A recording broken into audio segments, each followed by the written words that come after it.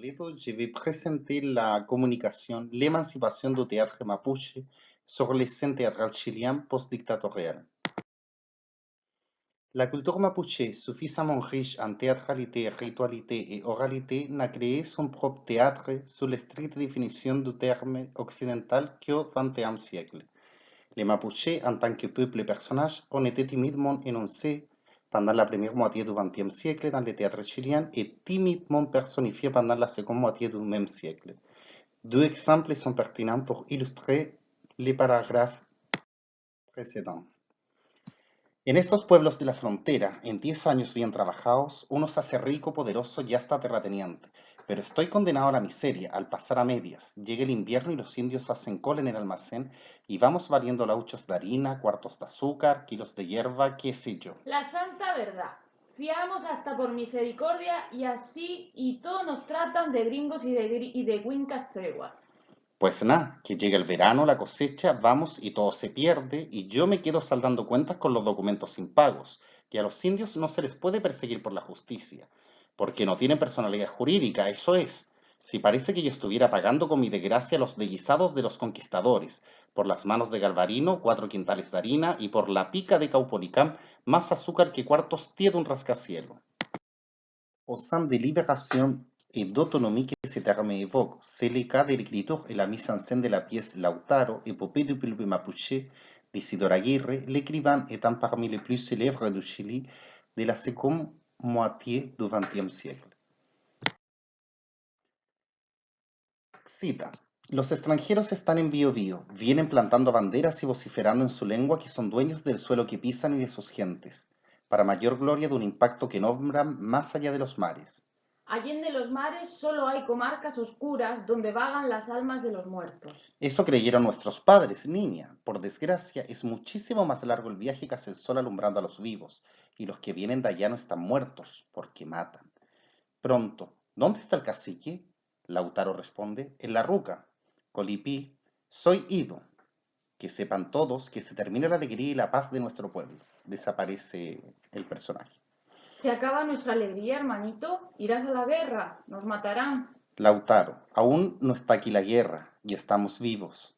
Cierto, nada nos pasará porque vamos a detener el tiempo. ¿Cómo?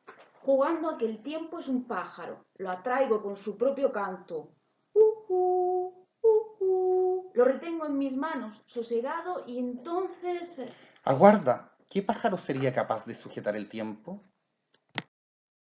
Dans les paragraphes précédents, nous pouvons observer comment Isidore Aguirre, qui a fait un travail d'archives et d'anthropologie, s'installant dans un village mapuche avant d'écrire son œuvre, vise l'humanisation du peuple mapuche, la transmission de sa culture et sa vision du monde. Son œuvre s'est inspirée d'événements historiques et d'un point de vue formel, son écriture a signifié une émancipation dans le sens où ces personnages mapuches historiques et ou mythiques ne sont plus énoncés par des personnages tiers dans sa dramaturgie, mais représentés en chair et en eau, humanisés et occupant un rôle de premier plan dans les structures du drame. Dans le contenu du fragment choisi, la cause de la lutte historique des Mapuches peut également être mise en évidence. L'invasion et l'installation des colons sur des terres appartenant ancestralement au peuple précolombien. Cette revendication mapuche existe encore aujourd'hui et son caractère historique est bien expliqué par Isidore Aguirre dans le développement de son œuvre, classée à tort à notre avis comme drame historique, constituant ainsi une véritable dramaturgie de la guerre et une contribution au théâtre historique et épique du Chili. Avec tout ce qui précède, on ne peut pas encore parler d'un théâtre strictement mapuche, car si le peuple ancestral a été à l'origine de cette écriture et de cette mise en scène, la paternité du spectacle lui-même n'appartient cependant pas au peuple mapuche, au contraire, il a été écrit, réalisé et joué par des Chiliens. Les nouveaux théâtres mapuche.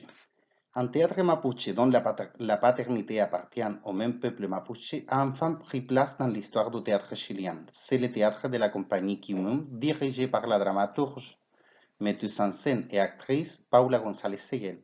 L'artiste d'origine mapuche a contacté la communauté mahuidache à la périphérie de Santiago avec des femmes âgées qui ont vécu un processus complexe de migration de la campagne à la ville où elles ont été violemment discriminées juste pour le fait d'être des femmes et des autochtones. Citation d'Evelyn González. Ces retrouvailles ont donné naissance à la pièce Ni Putremem, Mis Antepasados, un travail de recherche et documentaire de témoignages qui a été très bien accueilli au Chili et à l'étranger. L'œuvre a été présentée au Festival Sans Interdit à Lyon en 2011.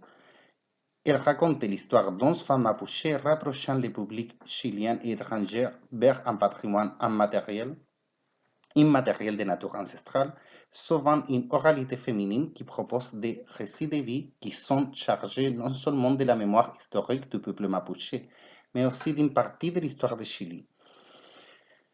Les principaux moyens par lesquels cette pièce émerge résident dans les récits et est rendu possible par le recours à des acteurs non professionnels, plus précisément des actrices non professionnelles qui donnent vie à divers témoignages motivés par deux types de souvenirs, les bons et les mauvais moments de leur mémoire.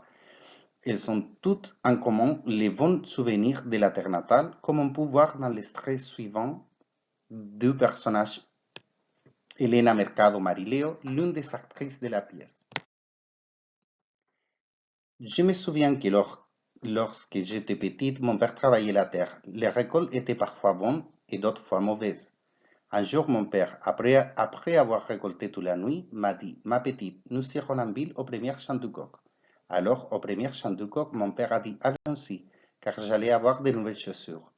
Nous sommes montés à cheval et nous sommes allés au centre-ville, mon père me tenant par la main pour attendre l'ouverture du magasin de chaussures, car il était très tôt. Ils ont ouvert le magasin de chaussures et mon père a acheté mes chaussures. J'étais heureuse et nous sommes repartis. Nous sommes rentrés à la campagne. Nous sommes arrivés à la maison le soir et le lendemain, j'ai mis mes petites chaussures. Mais d'abord, je devais laver mes pieds car j'étais toujours pieds nus. Les mauvais souvenirs, quant à eux, évoquent des discriminations et c'est ici que l'on peut observer l'utilisation du témoignage comme document où la mémoire historique de ces femmes mapuches revendique à travers le théâtre leur droit à la non-discrimination, où elles accusent les discours de haine dont elles ont été victimes, dans leur enfance comme à l'âge adulte, au moment de leur intégration dans la ville de Santiago ou dans leur transition de la campagne à la ville. Une émancipation, osons-nous dire, au sens large du terme, où le théâtre mapuche est détourné de sa position habituelle au siècle précédent et où il utilise la force dénonciatrice de documents mis en scène, comme l'illustre par exemple l'histoire selon Juana Huanquilaf. Plus tard, lorsque je suis arrivé à Santiago, j'ai travaillé, on m'a traité d'Indien expatrié. Je lui ai dit que c'était peut-être vrai pour elle, mais pas pour moi, car c'était moi la vraie chilienne. Mais quand on parle d'émancipation de ce théâtre à travers les documents, on est aussi tenté de dire qu'à travers ces procédés, les réels s'émancipent sur scène et laissent de côté la fiction. Dans certains points de vue, c'est le cas, dans la mesure où les actrices amateurs ne s'entraînent pas professionnellement à la création spécifique d'un personnage ou ne s'efforcent pas de s'imiter elles-mêmes. Mais cela devient discutable avec l'observation de la pièce qui ne laisse pas forcément de côté la fiction en procédant à travers les témoignages et les documents. L'univers sonore de la pièce, par exemple, ainsi que la musique du spectacle, sont porteurs dans tous les sens d'une grande théâtralité. La fiction et la réalité ne s'excluent pas mutuellement dans cette œuvre. Et en cela, elle coïncide avec nombreuses productions théâtrales chiliennes de l'époque contemporaine. La pièce se termine par une danse rituelle mapuche appelée Guillatun, et cette danse problématise davantage la relation réalité-fiction dans notre débat. Il s'avère qu'une danse rituelle, aussi artificielle et théâtrale soit-elle, n'est pas un acte mimétique, ce n'est pas forcément une représentation. Dans Niputremem, ce sont les mêmes femmes mapuches de la scène qui ont pratiqué cette danse rituelle pendant leur vie et qui la pratiquent encore aujourd'hui. Pour cette raison, nous doutons qu'il s'agisse d'un acte de représentation, mais au contraire d'un acte d'émancipation dans le théâtre chilien, au moins en termes de performativité. Le succès de Niputremem a permis à la compagnie de Paula González de se faire inviter à de nombreux festivals chiliens et étrangers, ainsi que faire l'objet de diverses publications et à obtenir le financement de leur 12e pièce. Ce travail s'appelle Territorio Descuajado, Testimonio d'un país mestizo, que nous pourrions traduire par territoire arraché, témoignage d'un pays métis. La pièce a été mise en scène par González et son écriture dramaturgique commandée cette fois à Marisol Vega. Elle raconte l'histoire d'Elena Mercado, qui avait participé à l'œuvre précédente, mais son histoire est plus centrée dans des appropriations de terres réalisées par les Mapuches pendant la dictature militaire chilienne, 1973-1990. Cette œuvre intègre d'autres acteurs masculins et féminins parmi ses personnages, mais maintenant elle intègre également des acteurs chiliens, pas seulement des Mapuches comme dans la pièce précédente. Au début de l'œuvre, il y a plein d'artifices théâtraux pour évoquer la tranquillité du monde rural mapuche, mais le spectacle est soudainement interrompu par la production d'un document appartenant à un lonco mapuche, chef de tribu de Mapuche, Juana Canfulao, prisonnière politique de l'État chilien en raison, entre guillemets, du manque de respect à l'autorité. Une lettre adressée au président de la République devient alors le premier document et témoignage à la fois mis en scène. Je m'appelle Juana Canfulao Payalev, l'oncle de la communauté Juan Payalev, prisonnier politique mapuche. Depuis que je suis enfant, les premières années où je suis à l'école, on m'a beaucoup puni parce que je ne parlais pas espagnol et j'ai redoublé tous les ans. On nous faisait aussi beaucoup de religion. Puis un autre prof est venu et il nous a donné un autre cours de religion. 2, 3, 4 personnes différentes sont venues à l'école avec des religions différentes. Alors j'ai demandé à mon père quelle était la vraie religion, et mon père m'a dit que lorsque Nietzsche, le plus important des dieux mapuche, est venu, il a laissé à chacun une langue, une culture, une forme politique sociale de la vie. Et vous devez le respecter. C'est pour ça que je n'ai jamais enlevé mes vêtements, car je suis mapuche et je pense que les jours où j'enlève mes vêtements, je vais contrarier mon Nietzsche et abandonner le respect qu'il m'a laissé. Il ne m'a pas fait chilien ou espagnol ou allemand ou français ou portugais ou musulman. C'est ma façon d'être. La force de ces documents réside principalement dans le fait que cette lettre, effectivement adressée dans le passé au président de la République, rassemble avidement les épisodes de discrimination dont les communautés mapuches ont été victimes et démontre le silence dévastateur de l'État chilien face aux demandes du peuple et à la revendication mapuche. C'est pour cette raison que les documents deviennent de plus en plus dénonciateurs et menaçants, exigeant des réponses que même l'histoire officielle du Chili n'a pu apporter. Monsieur le Président, à raison des cauchemars que j'ai faits après que ma maison ait été brûlée à 3 reprises et qu'ils, en faisant référence à la police et les militaires, ont saisi ma mère par les cheveux et l'ont agressée devant moi et mes frères, après qu'ils ont brûlé leurs terres, les terres et les ont vendues au plus offrant, j'exige que vous me disiez où est ma terre et quelle merde vous en avez fait.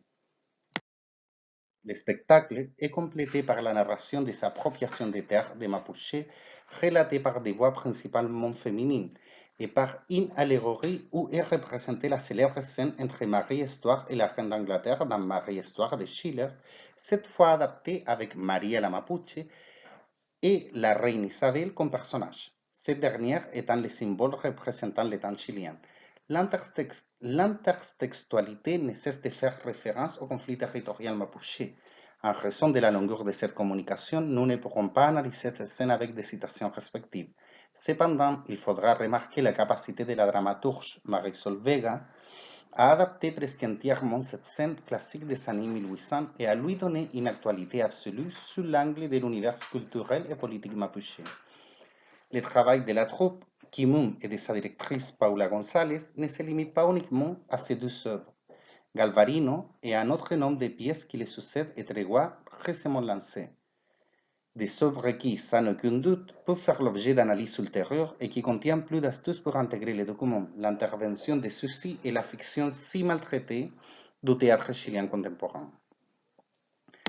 Et bon, dans ce qui nous concerne, nous comprenons la notion d'émancipation au sein politique et dialectique qui oppose les termes de liberté et soumission, c'est-à-dire la dimension politique du terme dans son sens moderne, qui implique la revendication et le droit de chacun d'exercer ses propres libertés et responsabilités, et qui cela, en citant Brassan, suppose le renversement des sociétés inégalitaires et hiérarchisées.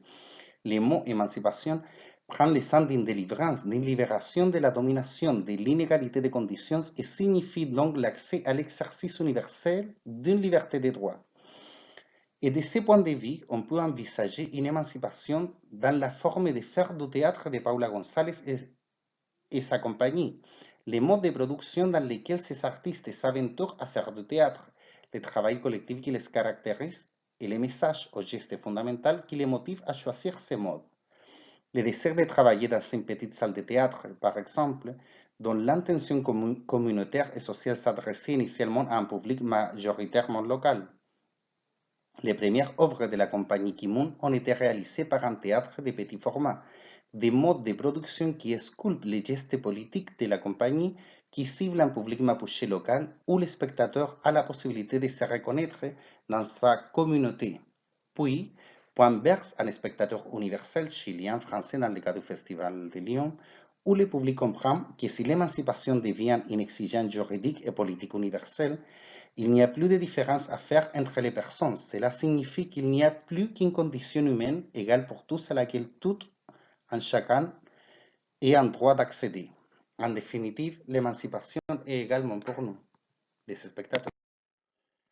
Nous pouvons comprendre encore le théâtre mapuche comme une émancipation non seulement assujettie à son sens moderne. L'émancipation peut aussi être comprise dans son sens ancien du latin emancipatio, c'est-à-dire concevoir un individu, en l'occurrence une communauté comme c'est le cas maintenant du peuple mapuche, en dehors de la tutelle exerçant sa liberté. Mais attention, une émancipation qui dépend de la volonté du tuteur ou de son protecteur précédent, ce qui a permis cet exercice de liberté. En ce sens, le philosophe Emmanuel Brassa nous aide à nouveau avec le sens de ce terme. Il n'y a donc d'émancipation possible que si l'on a d'abord été placé sous la tutelle protectrice d'un gardien, d'un épitrope. L'émancipation en ce sens est ce qui met fin à la minorité, à la soumission à l'autorité paternelle ou éducative, mais du fait et à partir de l'exercice de cette autorité. En cela, il ne saurait y avoir d'indépendance sans médiation, et c'est la tutelle seule en tant qu'elle œuvre à l'émancipation qui la rend possible. On pourrait déduire alors, à partir de cette dernière citation, que le théâtre mapuche a eu sa place sur la scène chilienne parce que le théâtre professionnel que les siècles précédents ignorait ou représentait très timidement lui a permis de se développer au cours de ces siècles. Et nous nous permettons d'ajouter, en faisant un rappel superficiel de l'histoire du théâtre chilien, que cela peut bien être vrai, puisque le théâtre professionnel chilien s'est développé sous la tutelle d'institutions universitaires et de petites tentatives de développement à l'extérieur de ce théâtre, le théâtre dans ses formes populaires et communautaires, a été interrompu par l'arrivée de la dictature militaire à laquelle le théâtre chilien aujourd'hui fait tant de références, ce qui explique en partie le grand retard de l'émancipation du théâtre mapuche sur le plateau chilien. Conclusion. Les différentes formes d'émancipation qui concernent le théâtre mapuche analysées jusqu'ici n'impliquent pas nécessairement une indépendance par rapport au théâtre chilien.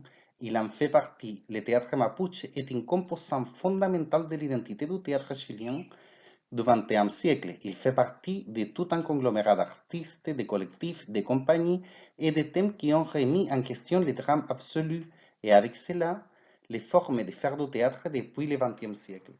C'est un théâtre qui interroge les politiques et qui, à travers ces questionnements, tend à la formulation des écritures contemporaines pour le théâtre. Sous cet angle, c'est un émancipateur esthétique potentiel. Il contribue à l'activation et à l'émancipation du spectateur, apportant des éléments pour son indépendance. En somme, c'est une pratique émancipatrice qui tend à se dissocier du théâtre chilien du siècle précédent, d'un théâtre fondé sous l'égide des dernières décennies des Lumières et de l'idée républicaine de construire un théâtre national. Ce théâtre fait clairement appel à l'émancipation sociale au sens sociologique et philosophique du terme. Il ne s'agit pas de représenter directement la lutte des classes sur scène, mais plutôt d'accéder à l'égalité des conditions symboliques et matérielles entre Mapuche et Chiliens. Il appelle à l'amélioration de ces conditions afin que l'individu puisse ainsi accéder à la dignité, à la reconnaissance de la pleine existence du peuple mapuche, de sa culture, ses aspirations et ses besoins. Il ne s'agit pas simplement d'une répartition équitable des terres. Enfin, C'est un théâtre qui demande avec insistance à participer au débat politique, au même débat qui cible dernièrement le théâtre chilien. C'est un porte-parole de ce nouveau théâtre. Son inclusion a fait du théâtre chilien une pratique plus durable et mature. Un théâtre avec toutes les composants qui définissent cette nation multiculturelle. De ce point de vue, le théâtre chilien actuel semble s'être émancipé avec l'aide du théâtre mapuche. Nous ne pouvons plus revenir en arrière. Cela est même impossible pour les détracteurs les plus virulents de ce type de théâtre. Il n'y a plus de théâtre chilien sans le théâtre mapuche. Je vous remercie beaucoup de m'avoir entendu et merci et au revoir.